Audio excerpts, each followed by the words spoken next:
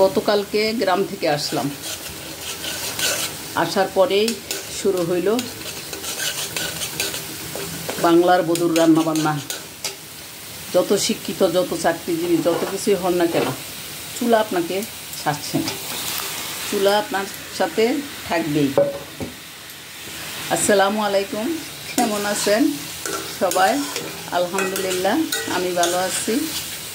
গতকালকে চলে আসলাম, এই তো রান্না টান্না করছি। আজকে তেলাপিয়া মাছ দিয়ে বেগুন দিয়ে রান্না করছি। গাছের 75টা মুড়া করে আসছি গাছ লাগানোর জন্য। 81 গাছ, যেটা সবচেয়ে দামি গাছ, সেই গাছটাই বাড়িতে বুনবো। তো বাবার বাড়ি আর স্বামীর বাড়ি বেশি দূরে না, অটোতে 20-30 টাকা লাগে যাওয়া আসা করতে। কমিউনিকেশান অনেক সুন্দর, অনেক ভালো।